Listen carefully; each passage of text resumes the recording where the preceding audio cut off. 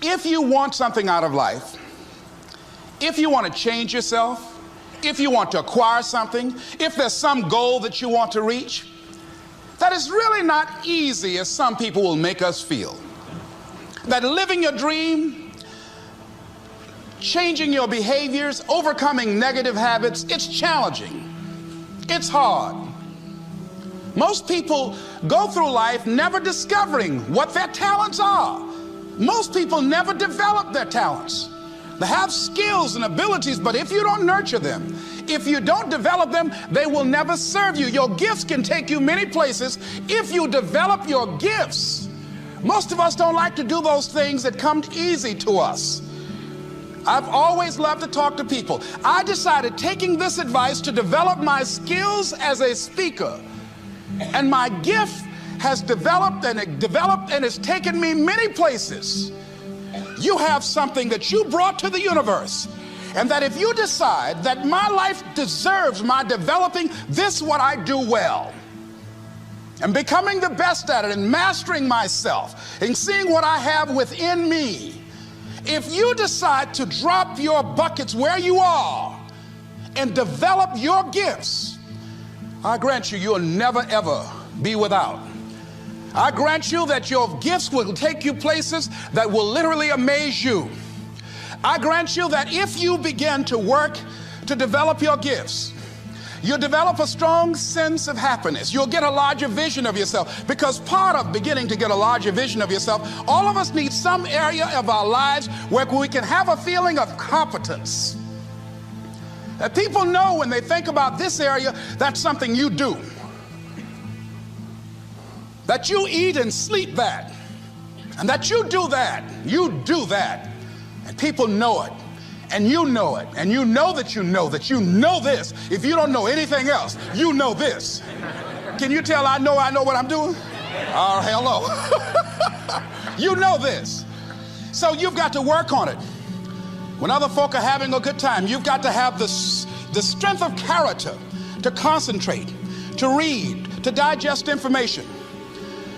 If you decide in any particular area that you're concerned about to make a conscious, deliberate, determined effort to read one book a month in that area, in 5 years you'll be among the top 5% experts in the world. I read a minimum of 2 books a week. The average American reads only 1 book a year. If you decide that area that you love, that you are going to master that particular area, in this era of accelerated change, overwhelming complexity, and tremendous competition, as you begin to develop and expand your skills and your talents and your vision of yourself, you will always be in control of your destiny. The next thing is, whatever it is that you want to do, you want to do it massively. I have a friend who was telling me that his sales were down. I said, well, how many phone calls you make a day? He said, 25. I said, double them. Make 50 or 75 or 100. He said, oh man, that's just too much. What do you mean too much? You behind on your bills? You're talking about too much? You know one way to get back on your feet real quick is to miss 2 car payments? You talking about you're tired? There's no competition out here. Decide that you're going to push yourself. Most people won't do that. Most people give up on themselves easily. You know the human spirit is powerful. There's nothing as powerful. It's hard to kill the human spirit. They asked Benjamin Disraeli, a man who became the head of a country at a time when Jews were not allowed out after 10 o'clock. They said, how did you do it? How do you achieve it against such great odds? He said, nothing can resist the will of a people that will stake even their existence on the extent of their purpose for good.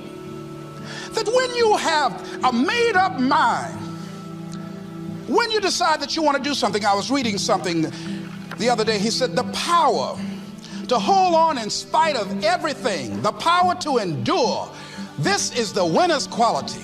The hunger, the ability to face defeat again and again without giving up. This is a winner's quality. You have that quality within you. When you're hungry, you don't care about the facts. You don't care about the odds. Doug Williams played for the Washington Redskins, quarterback.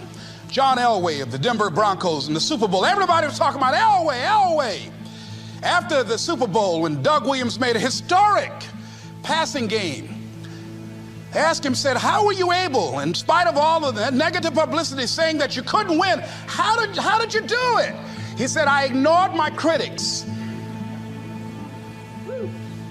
I just didn't pay any attention to them. I ignored myself because they kept on saying it so much. There were times I doubted whether or not I can do what I needed to do. There's a Doug Williams in everybody here. There's greatness in you. And you've got to learn how to tune out the critics outside and the critic inside. And since I'm going to do this, I'm going to harness my will. And I'm not going to let anything stop me. I deserve this. I'm going to do it until. And this friend, I told him, said, start increasing your calls. I said, I make 100 calls a day. I got a callus in my ear. My ear is kind of dark. You can't see it, but it's there.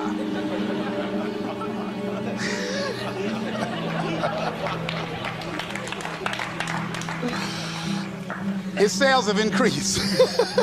He's working harder now. The other thing is that if you want something, you have got to be relentless. You've got to learn how to become resourceful. You've got to learn how to become creative. When crises strike in your life, and in the Chinese language, crisis means danger, but it also means opportunity. And this is an opportunity for you to grow. And you've got to be so relentless, regardless of what comes down the pike, that you're always looking for a way to get over, always looking for a way that you can break through, always looking for a way that you can win, always looking for a way that you can strike a telling blow. And pretty soon, I think there's some people watching us in the universe that say, wait, let's call a meeting over here. You know that guy Mustafa? Look at him down there. He won't stop. Just that fool don't know he can't get over. Look here. Why don't we do this? Let him go and let's mess with somebody else. Let him go on through.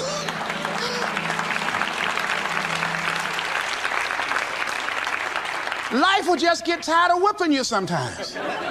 And just say, let's just let this one go. I believe this. Now, no one has told me this, but I just kept on kicking. I didn't have sense enough to stop. I was intelligently ignorant. I didn't know what I couldn't do. So I just tried anything.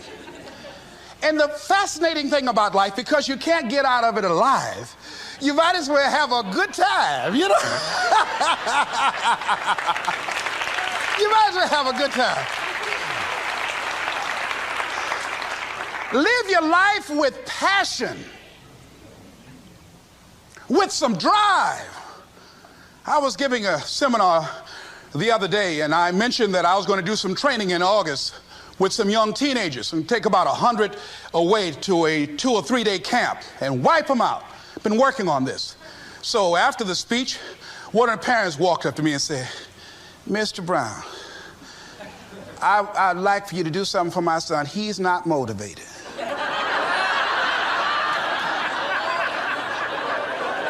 I said, I wonder why.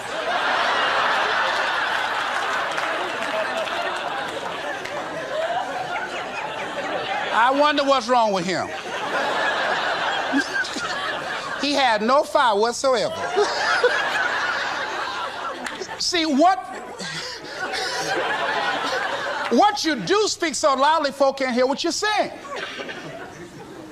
And so if you don't have any fire, you know, you've got to watch the people, the relationships that you develop. Have people of kindred mindsets.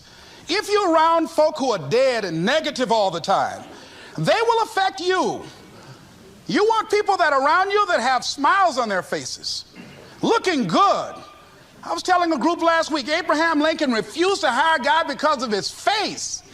They said, but the guy can't help it. He said, anybody over 30 is responsible for their face.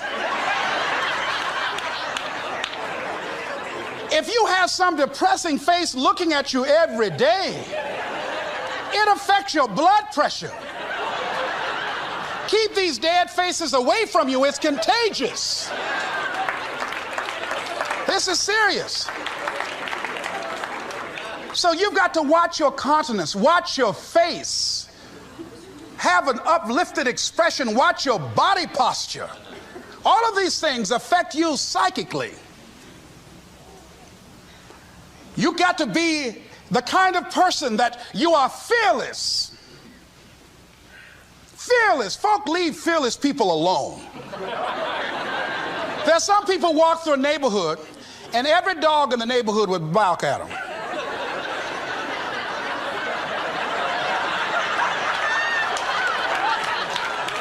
But there's some people come through and ain't nobody gonna mess with this.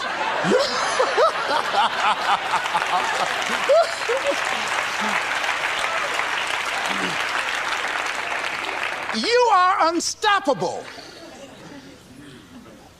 And because you are unstoppable, because you've got power that you haven't even begun to use yet, you owe it to yourself to release your brakes. How many of you have the experience of pulling out of your driveway and you mashed on the accelerator and the car was just going, and couldn't move, and you mashed harder and it couldn't move, and then you discovered you had your emergency brakes on. And then you release those emergency brakes and it goes, choo! Have you ever had that experience before? Most of us go through life with our brakes on, holding back, not giving all that we have, not sharing all of ourselves. Most of us go to our graves still holding on rather than releasing it. What are some of those things that keep us from releasing it? Because of past experiences, past defeats, past pain. We look back, well, it didn't work out then. It probably won't work out now. Many people get confused their performances with who they are. I was reading Pat Riley, the coach of the Los Angeles Lakers.